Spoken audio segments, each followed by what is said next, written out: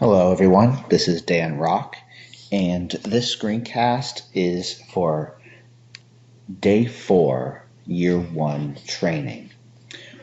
We recently had a series of meetings with the Gates Foundation, as well as directors and leaders within SRAB. And one of the objectives that we have determined is a priority is helping teachers to use LDC tools and frameworks regularly. What are teachers, according to our model, we ask teachers to teach 3 major modules. But what are they doing between those 3 major modules? What type of assignments and instruction are they providing when they're not teaching these modules?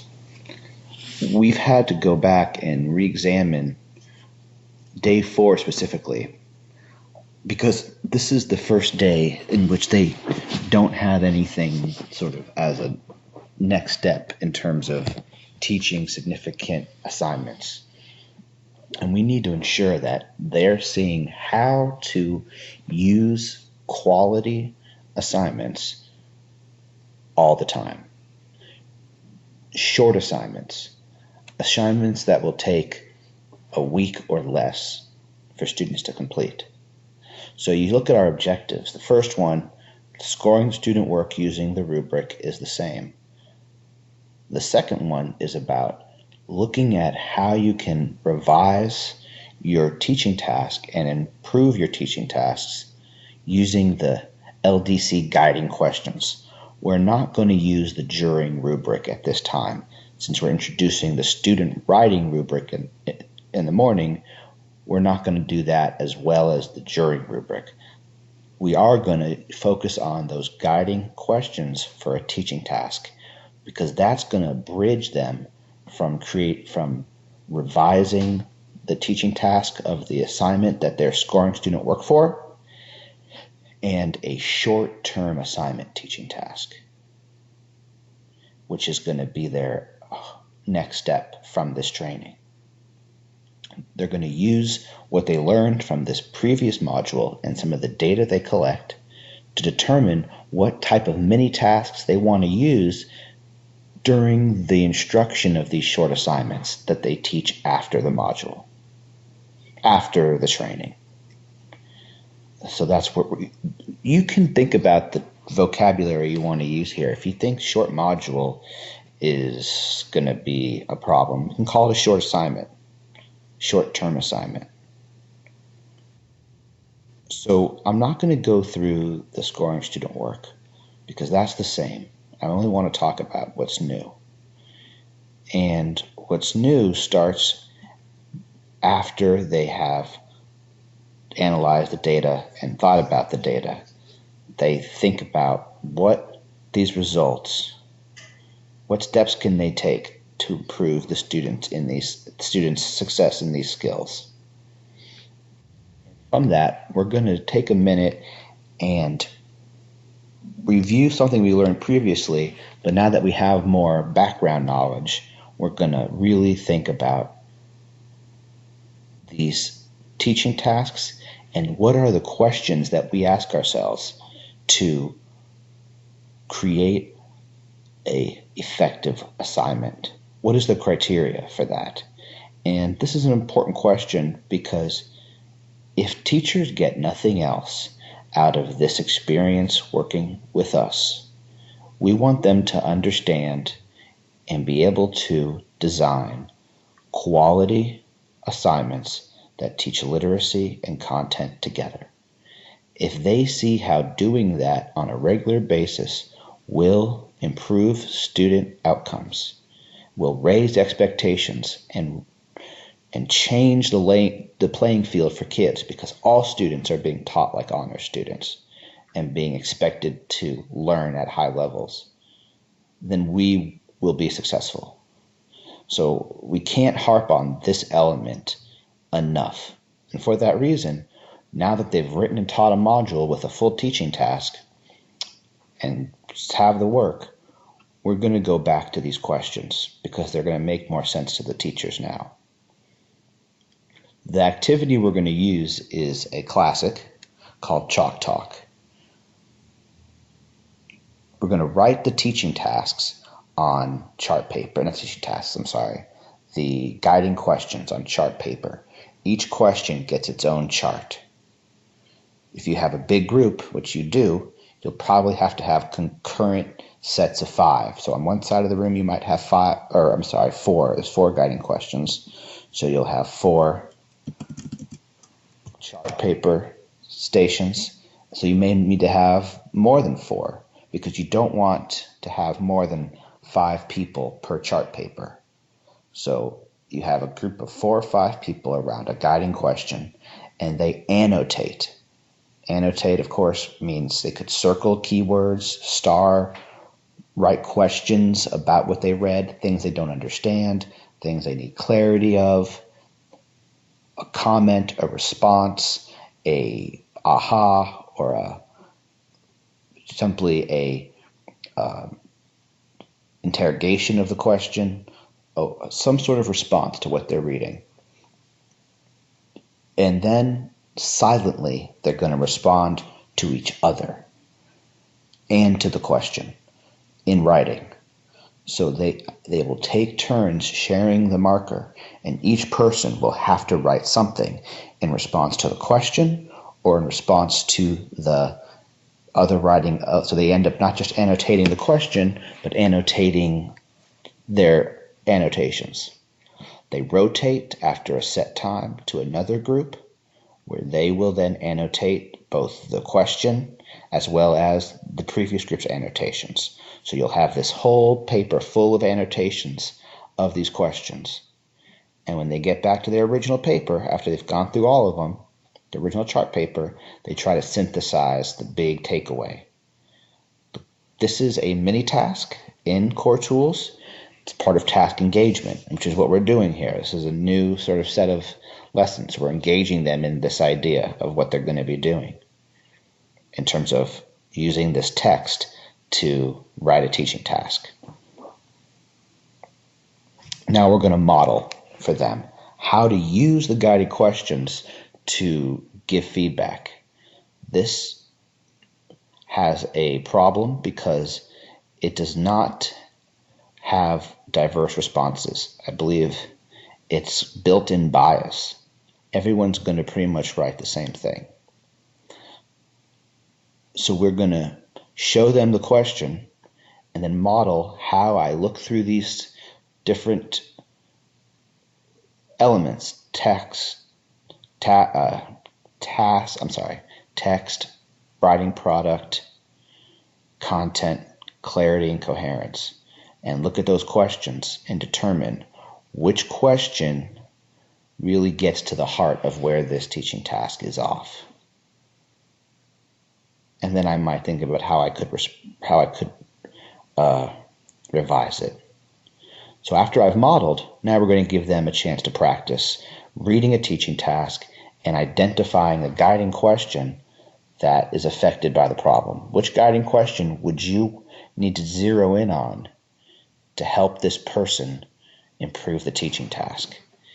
In your PRP, and if you've already made copies, you can just create a supplement, is 4 teaching tasks. So they're going to determine which guiding question is the challenge, is going to help fix the challenge, and then rewrite the teaching task. That is critical. Part of beginning this process of a collaborative team is learning how to give feedback on teaching tasks and help teachers write assignments. So they need to be able to revise these teaching tasks being informed by set criteria. So they're going to go through that, and they can work in pairs of 2 or 3, and they're going to do that, and then you can share the answers and then ask individual groups to share their revisions.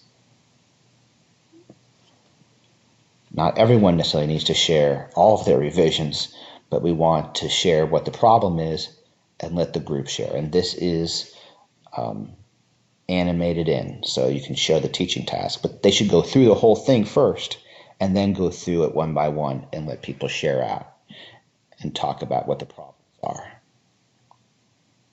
So now they've had a chance to think through those guiding questions, apply them to teaching tasks. So now they're going to do that same thing, but they're going to do it for one of their partner's teaching tasks. Well, hold on, you may say. They just taught this module. Why are they going back and looking at a teaching task that's already done? Well, they may want to teach this module again. This could be, if it's a semester course, they can teach it the next semester. They also saw that there were some problems in the student work. By fixing the teaching task, they can probably see the connection between fixing the teaching task and having improved student outcomes. They may want to share the module with another teacher as they work on spreading to other teachers in the school. And if they want to eventually take this module and submit it for national review, they'll need to change it. We're trying to get them through the process of thinking about lesson studies and how a lesson study can really help you think about your practice and think about how you craft your assignments as a teacher, not just get to the next day. So they use that to modify their module after they've gotten their feedback and take time to upload student work samples. A module is not complete until it has work samples. Again, this may be a module worthy of that, but we want them to see how to do that and how doing that helps them create a product that they can then use as a lesson study or use as something to submit nationally. They can just take a picture right there and upload it to Core Tools and move forward. And that's something we want to encourage them to do every time they teach a module. So we're kind of going through that whole process to see how to really complete that module. So we've done that. Now it's time to think about what's next. We want to keep talking about, emphasizing every time we can that the tools, strategies, and ideas behind what we're doing can be applied to how you plan your lessons regularly. To do that, we're going to think about a week's worth of instruction, or it can be even less than a week. It could be 3 days, it could be 2 days. How can we use what we've learned to change how we design our weekly instruction? Well, the answer is going to be through the idea of creating short-term assignments, which if you want to go for the whole module, we can, and we're going to show you how. But we want to target this idea of rethinking how we design our weekly assignments so that students learn literacy and content together. They learn content through literacy as the primary tool. So think about teachers. We're going to ask them to think about what elements of LDC would improve student learning if used every day. Whether it's the idea of responding to text, whether it's the idea of teaching them explicit skills, we want them to brainstorm and brainstorm artifacts. So that sort of the task for this section is to create a list of behaviors you would see students and teachers present in a class in which they're using literacy to teach content. And then listing artifacts. What would you see? What could you hear? What could you touch that would demonstrate that that's happening? What could you count if you're thinking about collecting data that would show that that's happening? This might be, they maybe put a line down the middle of their paper and put one on one side and one on the other. But we want them to visualize a classroom that is regularly teaching content and literacy consistently.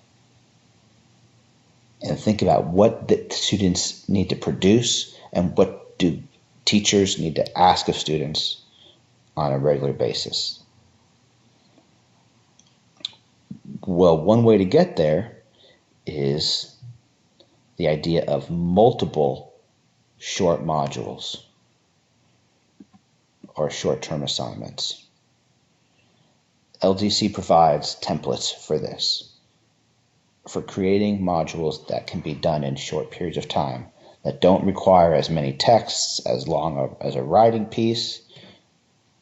And so this link right here, you can send this to the teachers ahead of time and maybe even ask them to peruse it before they come, so they have more time to digest it.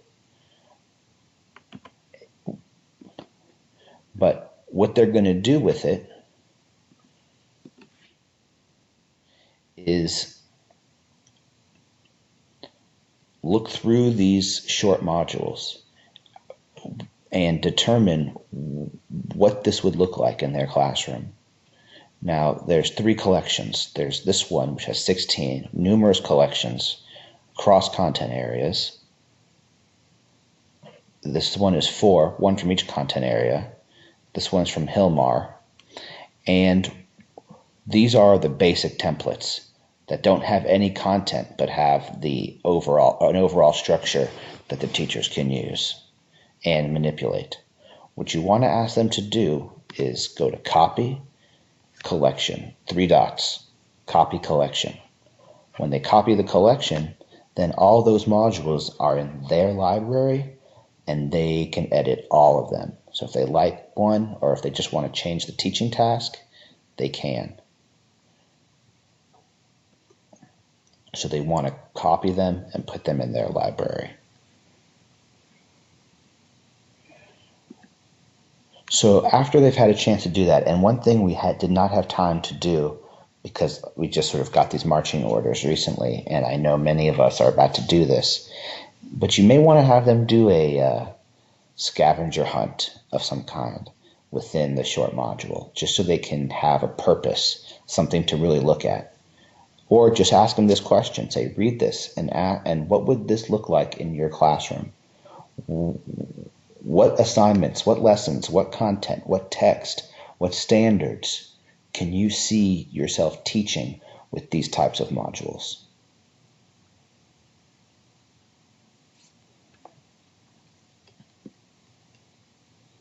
And, we still want to have these basic constructs of any good lesson, any good unit, any good set of lesson plans is going to have an assignment, standards, instruction that's backward mapped from those standards.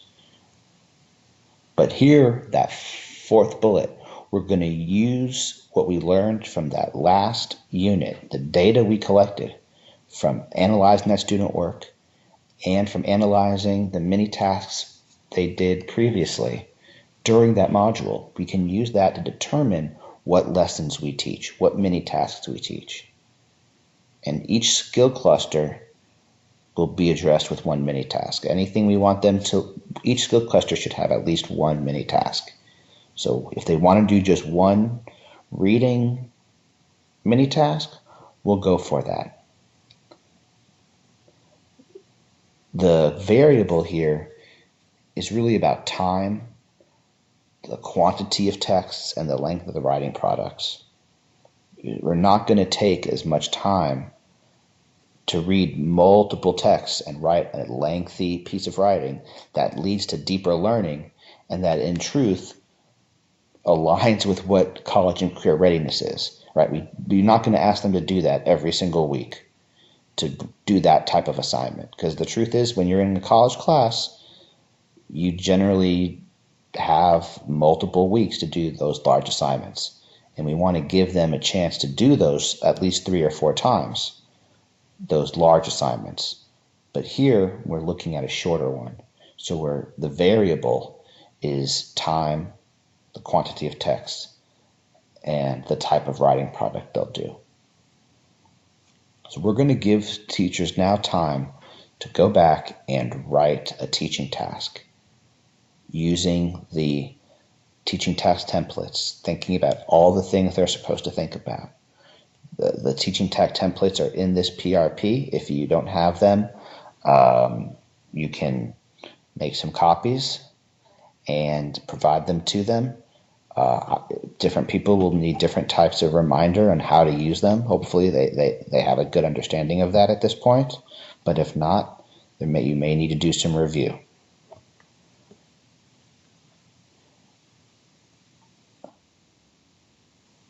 There's a sheet that we used earlier, where when they had their teaching task from their original module, we gave them this sheet to have 2 people review it using the guiding questions and the criteria.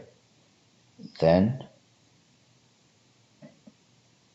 this will be for this module that they're going to teach. So 2 people can review it. And hopefully the reviews will be a lot higher quality now because, again, they've taught a module, they have looked closer at these guiding questions with a better frame of reference, and now they've reviewed those previous teaching tasks, so now they can do that to review and revise this one that they're about to teach. So I hope what we're seeing now is we're going deeper and deeper and getting better and better at writing these types of assignments. So as they come back next week to do a larger teaching task, they're really getting that skill, and it's going to become part of how they're teaching. That's where we're trying to get to.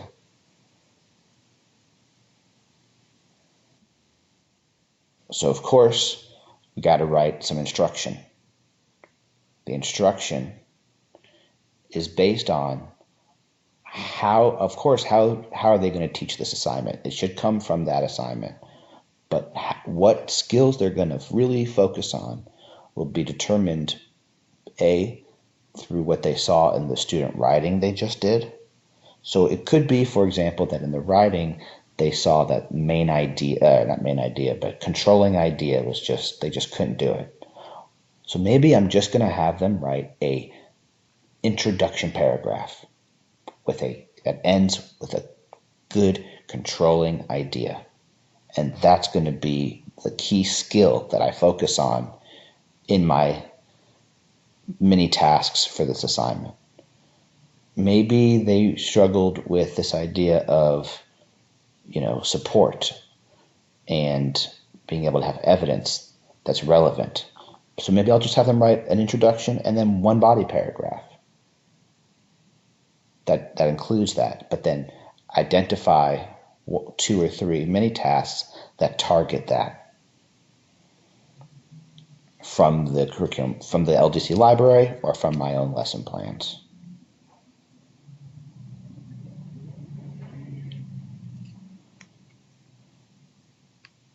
So they can use the templates that we just showed them to create a short module. That there's the empty LDC 1 week, 1 module template that doesn't have any teaching task in it, but does have mini tasks that you can use.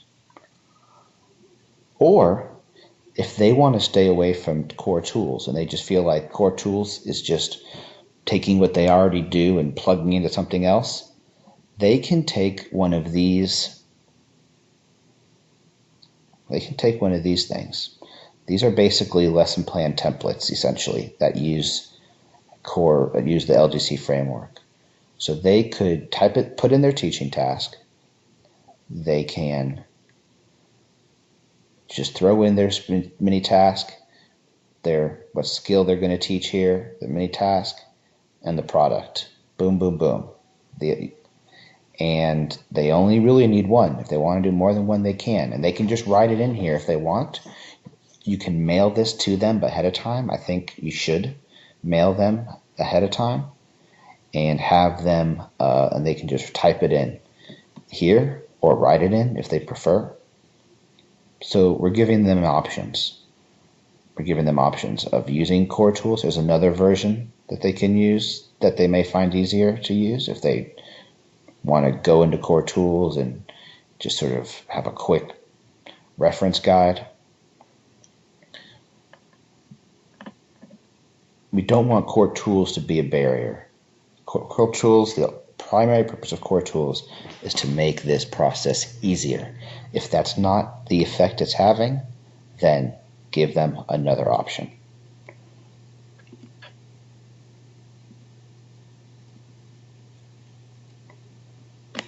And this will be another module. So their short module will be done by the time we see them again, and we hope that they will have multiple short modules. We hope that they write one and then another one. I'm not going to require that at this time, because we want to show them that this can be done and make them feel good about it at this point. And then as we get later on in the year, after they write their third module, we're going to ask them to again go back to shorter modules, shorter assignments. So they're going to do this now, then they're going to write their two other modules in the next two trainings, and then in the last two, while they think about this idea of collaboration and they think about the idea of spread and teams, they're going to be thinking about that while also doing short-term modules and short assignments. And you'll see that laid out in the revised matrix that has been designed and will be sent out and uploaded to the Live Binder. So for next time, they're going to finish the results and response sheet for the module they taught last time. Make sure they scored all the student work for the first module, and bring any student work from this module to look at. And become prepared with an idea for a larger module, for more of a 2-week or longer one that you're going to dig into, where students will want to write an extended piece of writing and read multiple texts. So if we do all those things, I expect that we will meet these goals that we set. So I hope this will help you all prepare and think about the upcoming training that you have for day 4, and that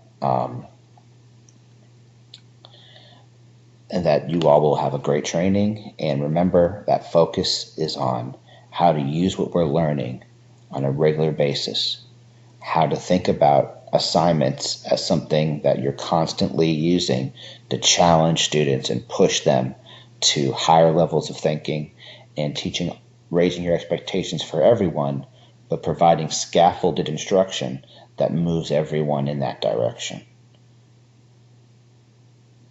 This is a great framework for that. I hope you all have a great training, and we'll see you soon.